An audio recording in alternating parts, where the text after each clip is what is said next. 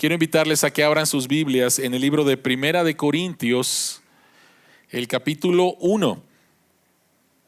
Primera de Corintios, capítulo 1. Vamos a continuar la serie que empezamos la semana pasada. La semana pasada empezamos esta serie que se llama Una comunidad moldeada por el Evangelio.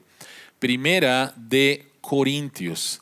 Primera de Corintios, y voy a dar lectura. Primera de Corintios, capítulo 1, versículo 18, hasta el capítulo 2, el versículo 5. Primera de Corintios, capítulo 1, versículo 18, hasta el capítulo 2, el versículo 5. Este mensaje se llama El poder de la cruz. La palabra del Señor dice, me explico. El mensaje de la cruz es una locura para los que se pierden. En cambio, para los que se salvan, es decir, para nosotros, este mensaje es el poder de Dios.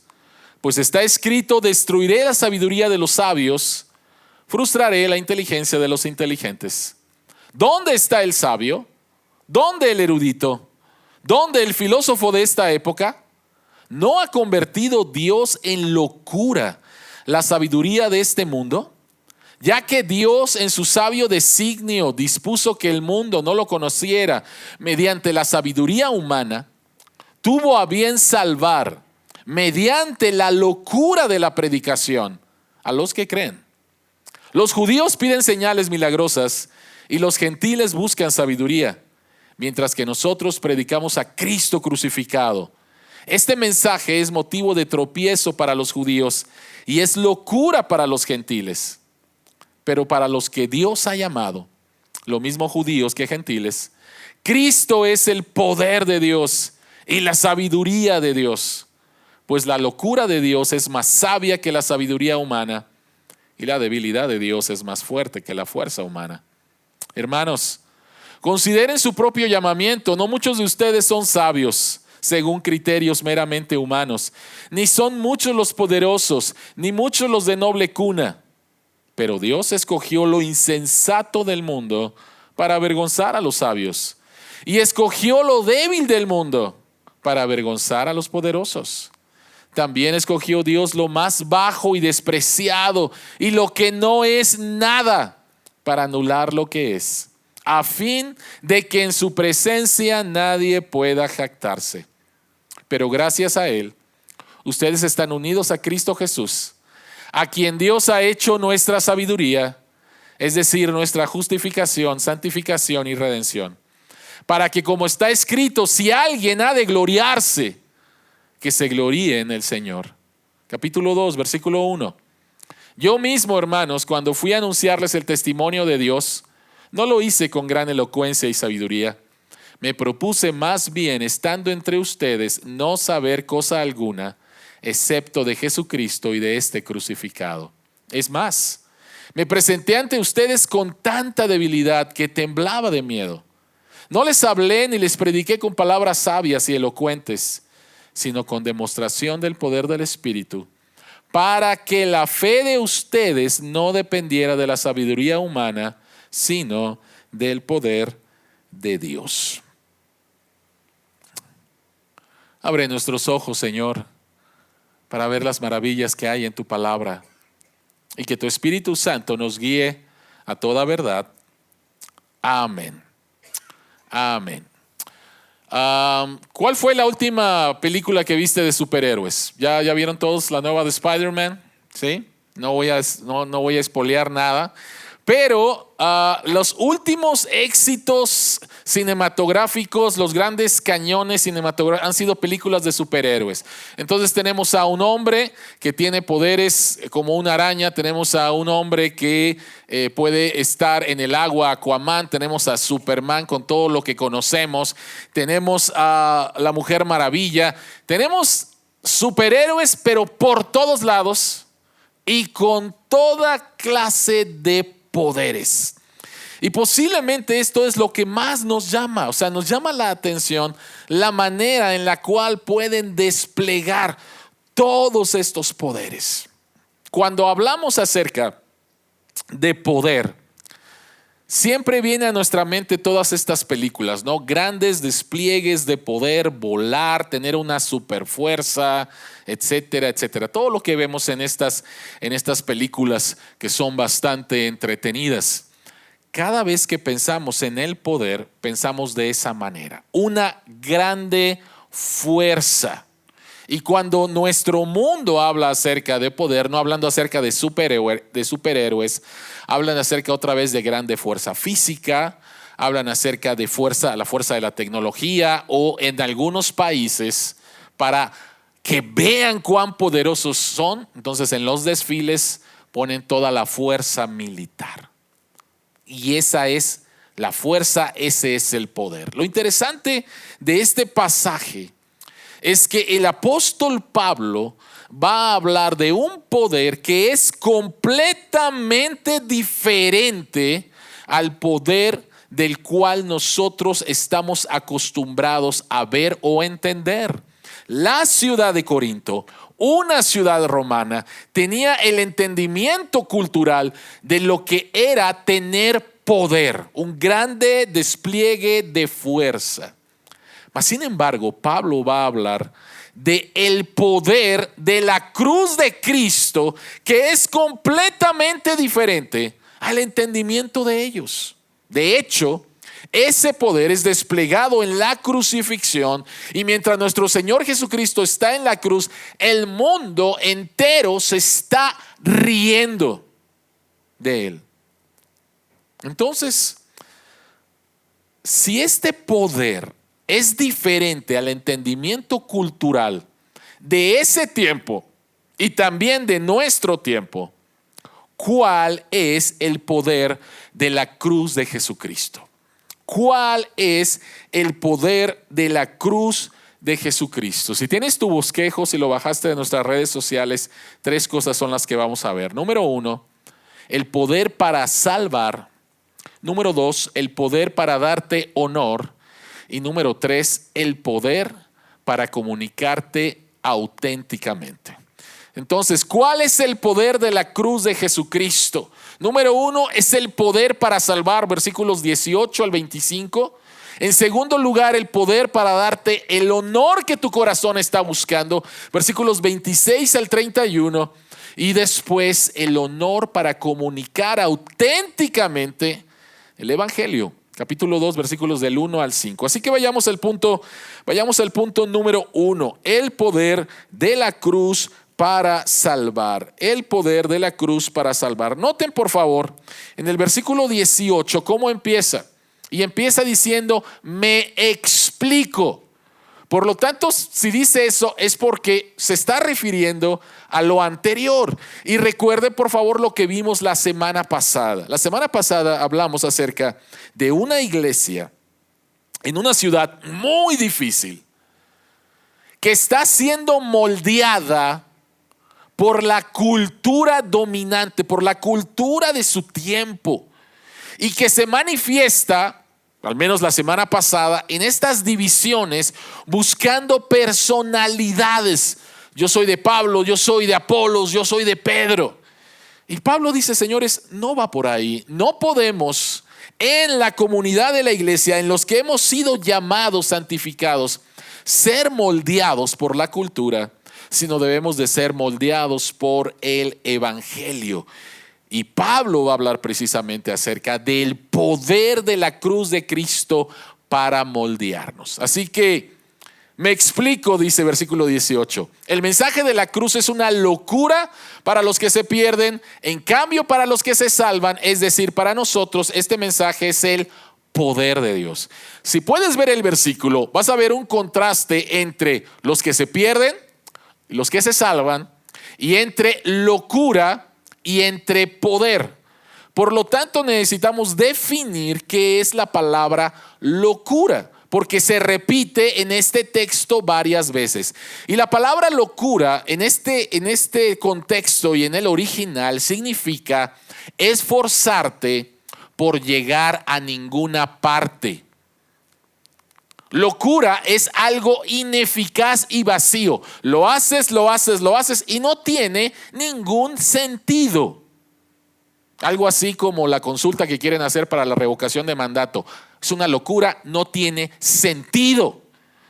Y él está comparando el poder con la locura, la salvación con la perdición. En el versículo 21, Pablo dice: ya que Dios en su sabio designio dispuso que el mundo no lo conociera mediante la sabiduría humana, tuvo a bien salvar mediante la locura de la predicación a los que creen. Entonces, Pablo está hablando acerca de la salvación y la define en este texto como conocer personalmente a Dios y todas las implicaciones que tiene que ver para con el mundo.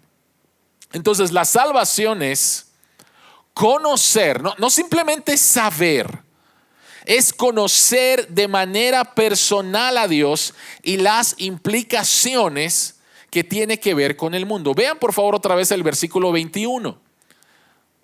El versículo 21 dice que hay una sabiduría humana que trata de salvarse o de conocer a Dios y de arreglar todas las cosas que el pecado ha desarreglado en nuestro mundo. Hay algo que tú y yo entendemos, si eres creyente o no creyente, que las cosas no están bien en este mundo en el cual vivimos. Y el COVID simplemente lo ha resaltado. Las cosas no están bien. Entonces, ¿cómo podemos salvarnos? ¿Cómo podemos arreglar las cosas? Y tenemos dos caminos: el camino de Dios y el camino de la sabiduría humana. Y en el camino de la sabiduría humana, los esfuerzos que hace el hombre para alcanzar a Dios, o los esfuerzos que hace el hombre para arreglar las cosas de este mundo, Pablo dice que son locura. ¿Cuáles son algunos esfuerzos que ha hecho el hombre para tratar de alcanzar a Dios? Bueno, tenemos las principales religiones en el mundo, y toda religión en el mundo, a excepción del cristianismo, es: yo, hombre, voy a esforzarme para alcanzar a Dios. Con base a mi esfuerzo, con base a mi desempeño, con base a mi moral, con base nuevamente a mi inteligencia. Yo voy a tratar de alcanzar a Dios. Y Pablo dice eso es una locura, eso es inútil. No lo puedes hacer porque entre tú y Dios hay una separación que se llama pecado. Y tú no vas a poder jamás con base a tus esfuerzos pagar por tus pecados, que es lo que te impide acercarte a Dios. Pero por el otro lado, hablando acerca de arreglar nuestro mundo, tenemos el humanismo secular. Y el humanismo secular básicamente es: el hombre es bueno por naturaleza y lo único que nos hace falta es pensar correctamente cómo podemos arreglar las cosas, y lo vamos a arreglar. Tú puedes.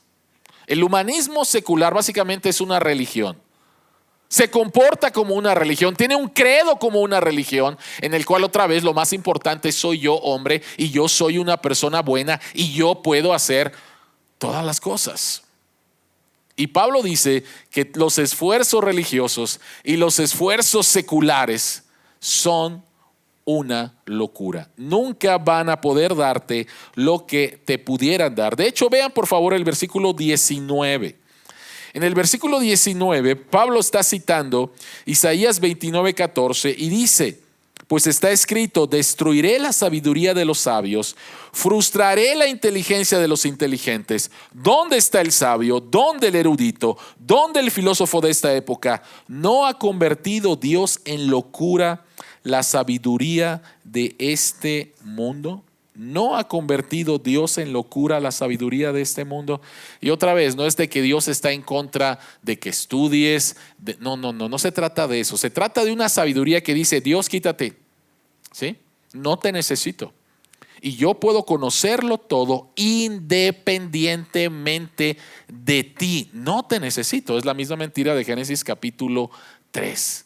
Y Pablo dice que es una locura. Y de hecho Pablo en el versículo 22 junta estas dos ideas en la división que hace de todas las personas en el mundo conocido. Y Pablo dice, los judíos piden señales milagrosas y los gentiles buscan sabiduría. Si tú le preguntaras a alguien en ese tiempo, oye, ¿cómo se divide la humanidad? Ellos te dirían, bien fácil, los judíos y los que no son judíos, los gentiles y los judíos. O si le preguntaras a un romano, te iba a decir, los romanos y griegos y los bárbaros, ¿no? Hacían una completa división. Y Pablo hace esta división, que los dos tienen un acercamiento para salvarse o para arreglar las cosas en el mundo y que está completamente equivocado.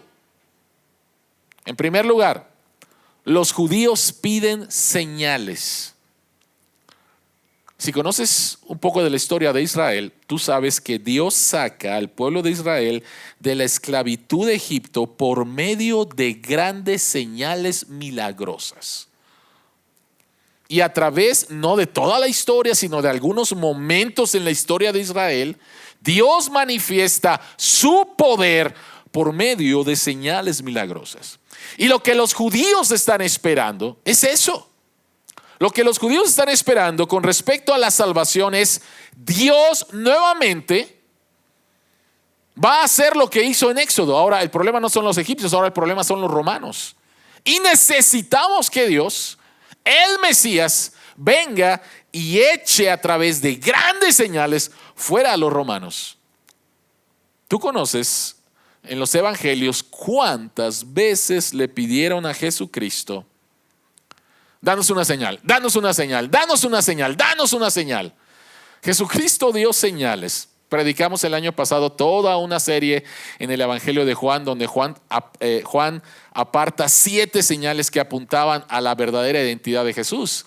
Jesucristo hizo estas señales, pero ni aún así creyeron en Él. Mas, sin embargo, ellos están esperando esto. Y sin embargo, los griegos, dice que los griegos demandan sabiduría. Ellos buscaban un conocimiento secreto para mejorar al mundo. Un conocimiento que no estaba al alcance de todos, sino simplemente de una élite, ¿sí? Pero lo mismo, a través de mi esfuerzo, a través de mi sabiduría, partiendo de quién soy yo puedo alcanzar a Dios o yo puedo arreglar este mundo. Y Pablo dice, es una locura.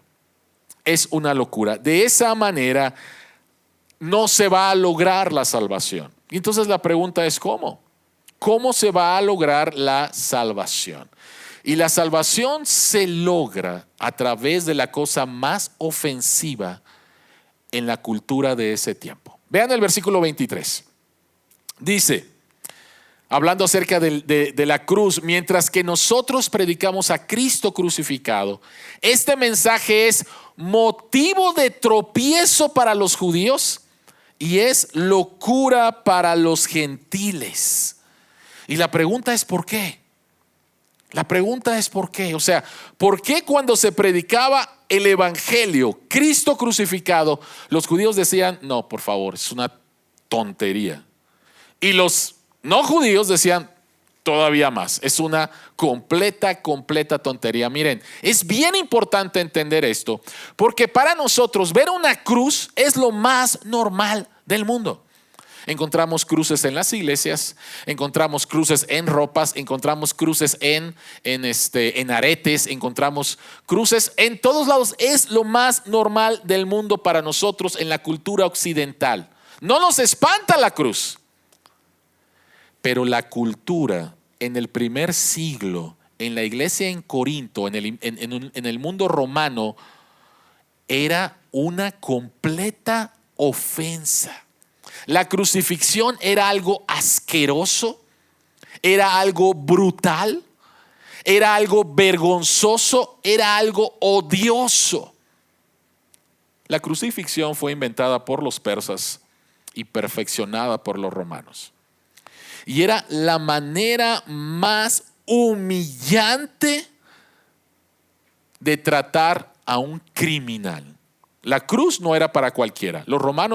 Era prohibido que los romanos fueran ejecutados en una cruz por ser romanos. La cruz estaba destinada a lo peor, de lo peor, de lo peor. Iban a mostrar ahí a la persona completamente desnuda ante una multitud. E iban a esperar horas para que esta persona muriera. Así que ahí está esta persona ante el público, desnudo, humillado, avergonzado y muriendo lentamente, lentamente, lentamente. Y para la cultura romana era algo asqueroso, brutal, vergonzoso, odioso. De hecho, tenemos este texto de uno de los historiadores, filósofos, juristas más importantes en Roma, un siglo antes de Jesucristo, Marco Tulio Cicerón, y él escribió lo siguiente: atar a un ciudadano romano es un crimen, flagelarlo es una abominación, matarlo es casi un acto de asesinato, crucificarlo es, ¿qué diré? No hay una palabra adecuada para describir una acción tan horrible. La sola palabra cruz no debería figurar en el léxico del ciudadano romano. La palabra no debería ni de existir. ¿Te das cuenta? Estamos empezando a entender que cuando Pablo se presentaba y compartía el evangelio y hablaba de Cristo crucificado, inmediatamente era algo chocante. O sea, el Mesías crucificado es una contradicción. Es como decir hielo caliente. O sea, no hay hielo caliente, ¿ok? Y decir Mesías crucificado, o sea, era una tontería. No tenía sentido. ¿Estamos entendiendo cómo veía en el primer siglo la cruz? Por eso noten este párrafo de Martin Hengel. Y él dice lo siguiente: ¿cómo podría una persona en su sano juicio adorar a un hombre que había sido condenado como criminal y sometido a la forma más humillante de ejecución? Esta combinación de muerte, crimen y vergüenza lo excluía de toda posibilidad de merecer respeto y mucho menos adoración. ¿Puedes entender por qué la cruz de Cristo era tropiezo para los judíos? No, espérame. ¿Cómo que el Mesías va a morir en la cruz? Yo sé que Deuteronomio 24:26 dice: maldito todo aquel que es colgado en un madero. ¿Cómo es que el Mesías va a morir en un madero? Va a caer bajo la maldición de Dios. No. Por eso es que es un tropiezo. No es posible, no es cierto. Es que no lo puedo comprender. Yo estoy esperando a un Mesías que venga y me rescate de esos malos, los romanos. ¿Sí? Yo estoy bien, yo soy judío, pero los malos son ellos. No hay bronca con mi pecado. El problema es el de ellos. Por lo tanto, que me hables acerca del Mesías crucificado, no puede ser. Ahora vámonos con los griegos, ¿no? Tú me estás diciendo que voy a conocer a Dios y que el mundo se va a arreglar por un hombre que fue tratado como un criminal, que fue avergonzado públicamente, que fue humillado públicamente, y me estás pidiendo que lo adore. Estás loco. Tú estás loco. ¿Se dan cuenta?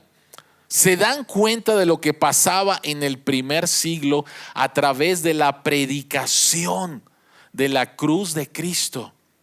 Mas sin embargo, esta es la forma en la cual le plació a Dios salvarnos. No a través de la sabiduría humana, yo puedo, sino a través de la forma más vergonzosa en que podía morir un ser humano, ser tratado un ser humano y morir un ser humano a través de la cruz. Ahora, quiero que pienses por favor lo que Pablo les está diciendo a los corintios, ¿no? En esta cultura donde la crucifixión no es bien vista, y en una cultura donde tú buscabas hacerte de un hombre, lo que hablamos la semana pasada, y tener respeto y tener la admiración de los demás, y que dijeran, ¿eres cristiano? Qué risa, qué tonto eres. Tienes un Dios que fue tratado como un criminal. Qué bruto eres. ¿Sí? O sea, estás mal de la cabeza. ¿Qué te pasa? ¿No? Pablo les está diciendo esto porque si no entendemos esto, nos podemos avergonzar de la cruz. O podemos tratar de buscar formas más favorables para que no me digan, en el tiempo de Pablo, eres un tonto y eres de veras, no te entiendo tú adorando a alguien que murió en la cruz. O un judío, ¿cómo puedes adorar a un Mesías que fue crucificado y cayó bajo la maldición de Dios?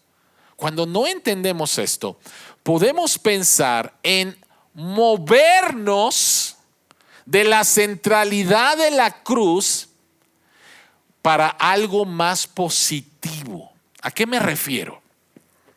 Hay muchos que se llaman cristianos el día de hoy, pero con tal de no ofender a los demás, yo soy cristiano, tú no eres cristiano, todos los caminos llevan a Dios, ¿no? No te ofendo. Lo que importa es que tú seas, lo que importa es que tú seas honesto y sincero en tu religión. Dios es amor y pues Dios nos va a salvar a todos, o hay diferentes caminos. ¿Por qué? Porque no quiero ser ofensivo. Pero la cruz es ofensiva. La cruz es ofensiva. Para el judío era ofensivo, para el gentil era ofensivo, y el día de hoy la cruz de Cristo sigue siendo ofensivo para un mundo que detesta el cristianismo. Todo lo demás no. El cristianismo lo detesta. Lo detesta. Lo detesta. Porque dice que solamente hay un camino, y este camino es a través de Jesús, y me dice que soy un pecador y que no puedo alcanzar a Dios, pero yo soy una buena persona, ¿no? Así que no me vengas con eso. Estás cerrado de mente, ¿sí? No eres inclusivo, así que sabes que a un lado. Y cuando enfrentamos esa presión en el mundo, puedes ser tentado a moverte de la centralidad de la cruz de Cristo. Dietrich Bonhoeffer, un pastor luterano que se opuso a Adolfo Hitler y por causa de eso fue ejecutado, tiene estas palabras: si soy yo quien determina dónde se encuentra Dios, o sea, soy humanista, yo decido quién es Dios y dónde lo encuentro, ¿ok? Si soy yo quien determina dónde se encuentra Dios, siempre encontraré a un Dios que me corresponda de alguna manera, que sea complaciente, que esté conectado con mi propia naturaleza. Pero si Dios determina dónde se le encuentra, entonces será en un lugar que no es inmediatamente agradable a mi naturaleza y que no es del todo agradable para mí. Este lugar es la cruz de Cristo. Este lugar es la cruz de Cristo. La manera que le agradó a Dios para salvarnos es la manera en que nosotros humanos decimos es una tontería.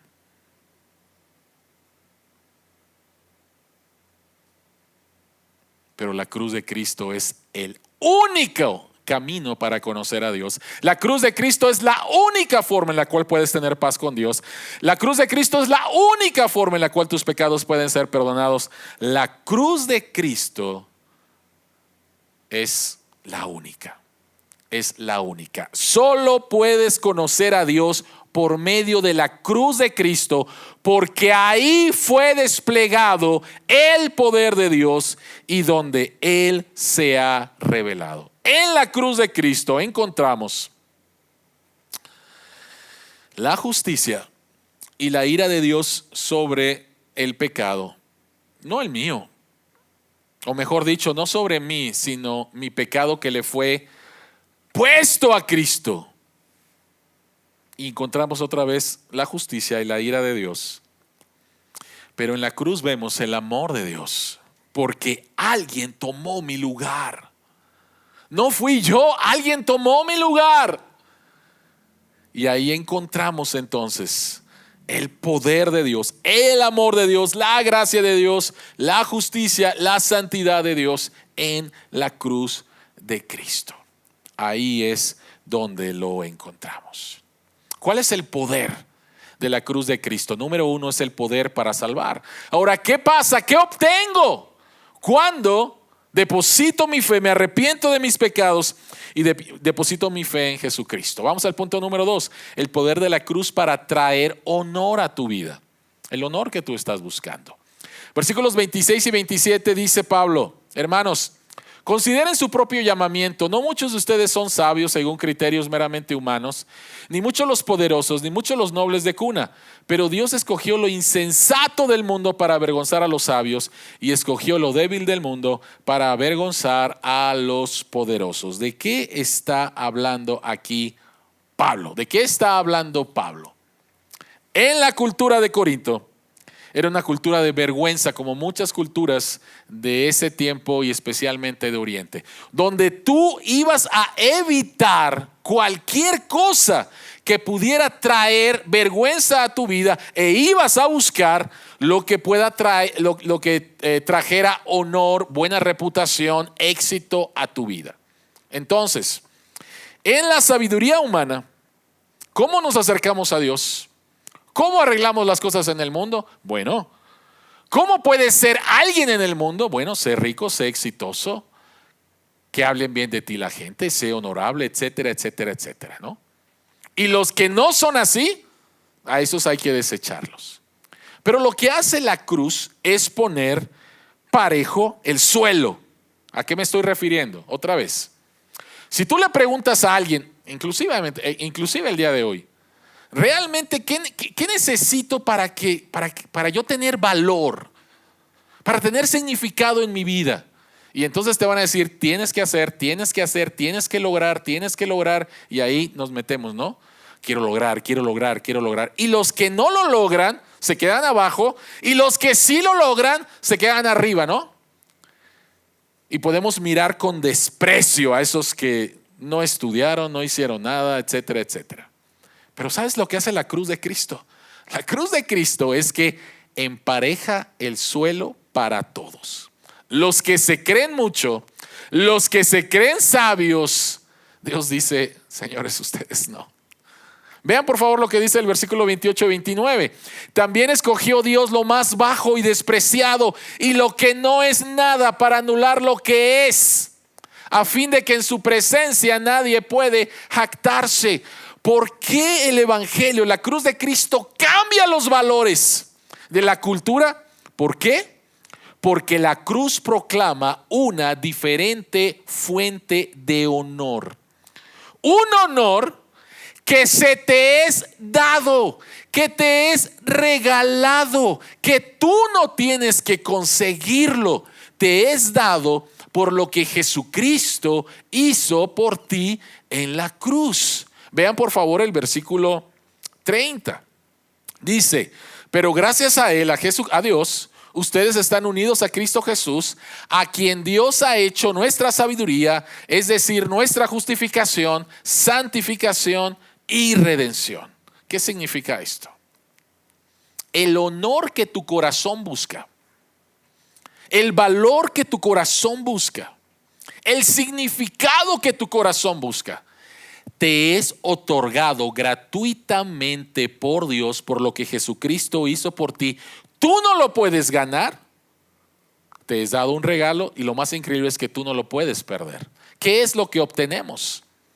El honor que busca tu corazón viene como un regalo y se te da un nuevo récord, justificación. A ver, búsquenme el récord de David Ulloa, ¿no? David Ulloa hizo esto mal, hizo esto mal. Búsquenme el récord, por favor, de Nina Rizzo.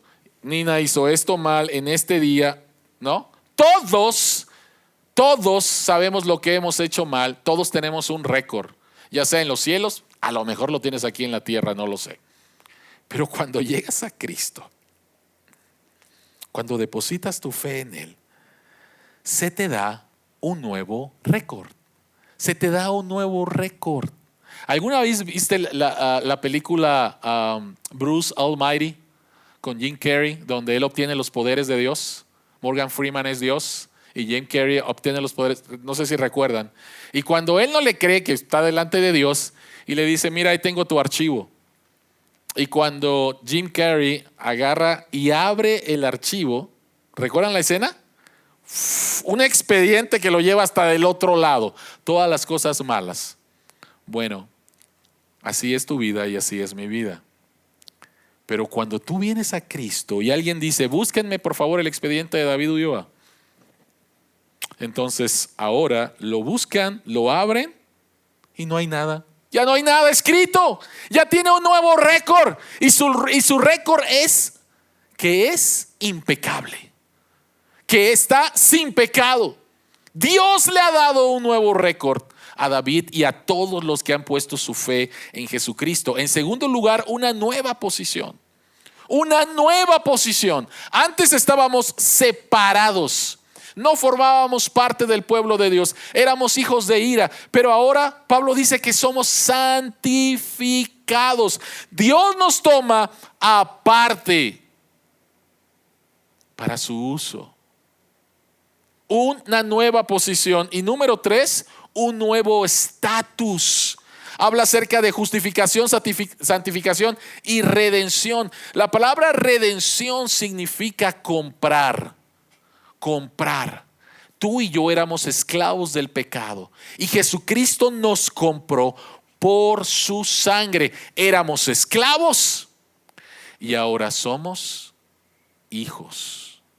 Ahora somos hijos. Así que lo que tu corazón busca, se te es dado un nuevo récord, se te es dado una nueva posición, se te es dado un nuevo estatus. Hay una nueva fuente de honor a través de lo que Jesucristo hizo. Ahora, yo no quiero ese honor. Yo quiero ganarme mi honor. Yo quiero que todo mundo sepa nuevamente que yo me hice a mí mismo y yo soy, ¿no? Yo soy. No sé si conoces a Anthony Bourdain. Anthony Bourdain se suicidó en el 2018 y él era una personalidad, una celebridad a nivel mundial como chef. Sus programas de televisión alrededor del mundo. Él era una celebridad, ganaba millones de dólares. Se suicidó en el 2018. Y la pregunta siempre es, ¿cómo es posible que estas personas que llegaron a lo que tú y yo creo que nunca vamos a llegar, ser conocidos a nivel mundial, ¿sí? Tener mucho dinero, éxito, fama, estatus, ¿sí? ¿Cómo es posible que estas personas que llegaron allá se quiten la vida? Anthony Bourdain, antes de quitarse la vida, escribió lo siguiente. Dice, ¿dónde está? Dice, ser una celebridad es lo más solitario porque eres amado sin ser conocido. Escuchen otra vez. Ser una celebridad es lo más solitario porque eres amado sin ser conocido. ¿Qué significa eso? Significa que en tu esfuerzo por lograr tu honor, tu esfuerzo por lograr reputación, tu esfuerzo por lograr riqueza, tu esfuerzo por lograr éxito, no eres perfecto y vas a hacer cosas o hiciste cosas de las cuales te avergüenzas.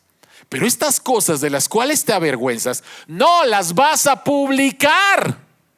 Vas a publicar y quieres que la gente sepa solamente lo que es bueno de ti. Así que la gente que te adora, la gente que te sigue en tus redes sociales, sigue una ilusión y sigue una imagen que tú te has creado que no es tu verdadero yo. Porque tú sabes que no eres perfecto. Por eso es que él dice, ser una celebridad es lo más solitario del mundo. Porque esta gente me ama, pero no me ama porque me conoce, me ama la imagen que he creado. Y ahí estamos. Quiero que la gente me acepte, quiero que la gente me ame, quiero que la gente me reconozca, quiero que la gente hable bien de mí, y voy a hacer, y voy a hacer, y voy a hacer. Pero también hice cosas de las que no quiero que nadie sepa, pero esas no las voy a publicar. ¿Y sabes lo que hace la cruz de Cristo? La cruz de Cristo lo que hace es que toma toda esa carga tan pesada de aparentar y la quita a un lado. Porque ¿sabes qué? Dios sí te conoce perfectamente todo lo que tú has hecho, bien y mal, las cosas que nadie sabe. Dios estaba presente, Dios las vio, y aún así Dios vino a buscarte. Aún así Dios vino a buscarte. Si la gente supiera realmente cómo soy, a lo mejor no me amaría, ¿no? Es uno de los miedos más grandes que tenemos. Si la gente supiera verdaderamente todo lo que he hecho, no, la gente no me amaría. Por lo tanto, voy a seguirle a esta imagen que me he creado, voy a echarle más fuego, ¿no? Pero sabes que Dios sí te ama, Dios sí te conoce, y aún conociéndote, no tan solo lo que hiciste, sino los motivos, ¿sí?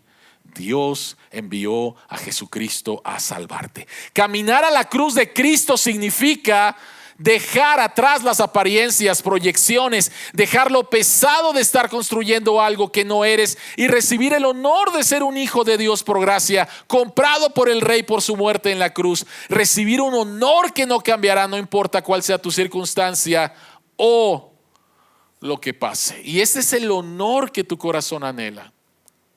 Esto es lo que Cristo, por medio de la vergüenza de su muerte, de la humillación de su muerte, te ofrece para que tú no tengas que enfrentar esa vergüenza, esa humillación. Él lo tomó por ti.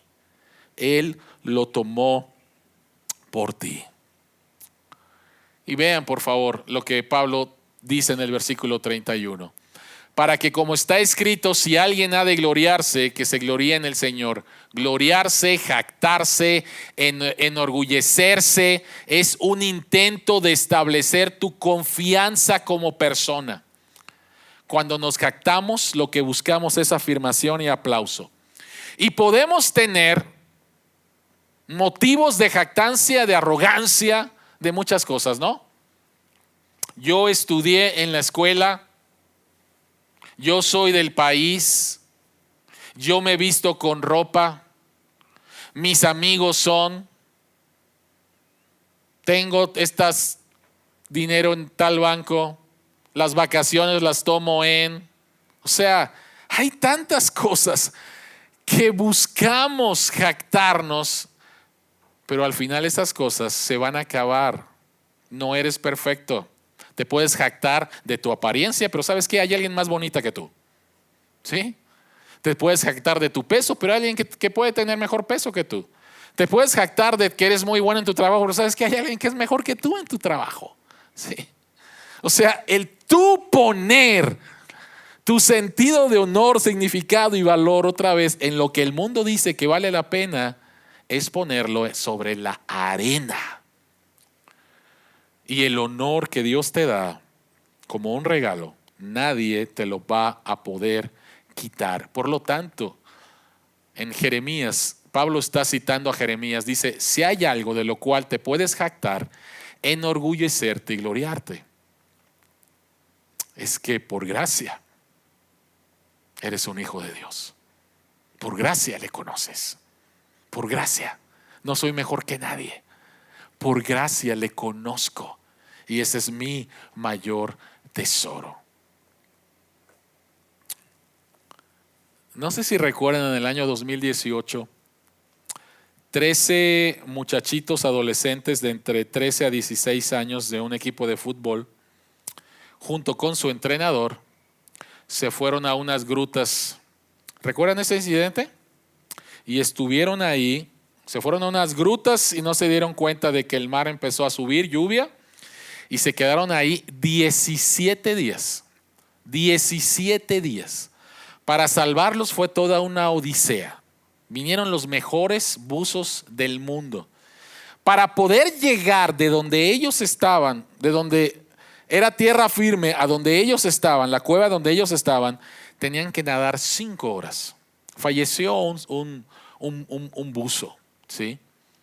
Al fin los lograron rescatar a todos. De veras, la historia está genial y vamos a tener una película en Netflix próximamente acerca de esto. Pero la historia es fascinante, ¿sí? Cuando por fin logran rescatar a la última persona y cuando por fin sale el último buzo, la multitud que estaba ahí empezó a aplaudir y aplaudir y aplaudir y aplaudir y a gritarles, vitorearles, porque habían hecho algo increíble, ¿no? Eran unos héroes. Eran unos héroes. Mira lo que dice Efesios capítulo 2, el versículo 6. Dice que y en unión con Cristo Jesús, Dios nos resucitó y nos hizo sentar con Él en las regiones celestiales. ¿Qué significa esto? Después de que Jesucristo logra su hazaña de salvación en la cruz, muere, resucita al tercer día, asciende a los cielos, Jesucristo es recibido por las huestes angelicales. Y Dios lo hace sentar a su diestra. ¿Qué significa eso? ¿Qué significa eso? En ese tiempo, cuando un general regresaba a casa victorioso, además de un desfile en su honor, el emperador o el rey lo sentaba a su diestra, el lugar de honor. Entonces ahí está el rey o el emperador y aquí está el general victorioso y todo mundo está aplaudiendo, honrando al héroe. Bueno, Jesucristo, voy a ponerlo nuevamente, Jesucristo fue recibido en los cielos. Dios lo pone a su diestra en el lugar de honor. Las huestes celestiales lo honran, el Padre lo honra. Pero noten el versículo 6, por favor. Dice, y nos hizo sentar con Él. Y nos hizo sentar con Él. En otras palabras, en el lugar de honor, si tú estás en Cristo, tú estás ahí recibiendo un honor que no ganaste, que no podías ganar, que no hiciste absolutamente nada, pero estás recibiendo el honor y el honor por parte del Padre. Es una locura eso, ¿no? Por favor, no, eso es demasiado. Eso es demasiado. ¿Sabes qué? No es demasiado. Si tú estás en Cristo, tú tienes un nuevo récord, tú tienes un nuevo estatus, tú tienes una nueva posición. Tu lugar es juntamente con Cristo a la diestra del Padre en ese lugar de honor, recibiendo lo que tu corazón está buscando. No necesitas buscarlo allá afuera. Disfruta de la creación del Señor, pero no busques en la creación del Señor un honor que ya fue ganado para ti por parte de Cristo. Y esto es el poder de la cruz de Cristo, un poder para salvar y un poder que puede darte honor. Número 3, un poder para comunicar auténticamente el evangelio. Pablo dice: yo mismo, hermanos, cuando fui a anunciarles el testimonio de Dios, no lo hice con gran elocuencia y sabiduría. Me propuse más bien, estando entre ustedes, no saber de cosa alguna excepto de Jesucristo y este crucificado.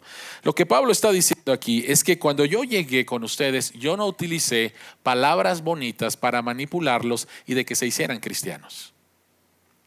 Mi mensaje fue bien sencillo: Cristo crucificado. Lo cual, otra vez, en el entendimiento de la cultura de ese tiempo, es una tontería. Es una tontería. Dime otra cosa. Hechos capítulo 17. Pablo está en el Areópago, en Atenas, en Grecia, está predicando.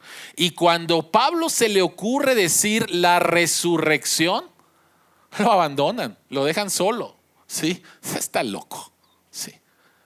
ese está loco. Pablo pudo haber dicho, bueno, a ver, yo entiendo un poquito de la cultura griega, para ellos la crucifixión es asquerosa. ¿Cómo hago para que ellos puedan conocer a Dios? ¿No?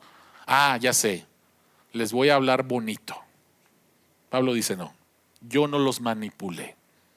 Yo hablé el mensaje claro, el mensaje sencillo. Podemos manipular el mensaje de Cristo al enfatizar el amor de Dios, pero no su santidad y justicia y su ira. Podemos manipular el mensaje de salvación hablando acerca de conversión sin arrepentimiento. Podemos hablar acerca de entusiasmar a la gente de que confía en Dios, enfatizando el cielo, pero no el infierno. O sea, no podemos hacer eso, no podemos manipular el mensaje. El mensaje es claro, sencillo y sí, es ofensivo. Pero quiero que pienses en esto. En una cultura donde eso era lo más ofensivo, fue ganada por ese mensaje. Por lo tanto, esto no fue obra de hombres, esto fue obra de Dios. ¿Cómo es posible que en una cultura que aborrecía, que le daba asco la crucifixión, fue transformada, ganada por la cruz de Cristo? El imperio romano fue transformado, la cultura romana fue transformada por el mensaje ofensivo de la cruz sin adornarle cosas. ¿Por qué? Porque si tú le adornas cosas, tu fe no va a estar puesta en el poder de la cruz, sino en las palabras bonitas, en sabiduría humana y no en el poder de la cruz. Pablo dice, no les hablé ni les prediqué con palabras sabias y elocuentes para que la fe de ustedes no dependiera de la sabiduría humana, sino del poder de Dios. El poder de Dios para salvar, algo que tú no puedes hacer. El poder de Dios para darte honor, lo que tu corazón desea y que no puedes lograr por ti mismo. Y el poder de Dios para hablar con autenticidad, sin adornar el mensaje, el día de hoy. Este es el poder de la cruz. Señor que estás en los cielos, aquí estamos, Señor, delante de ti por el poder de la cruz. Nosotros no te hallamos, tú nos hallaste. Nosotros no te buscamos, tú nos buscaste.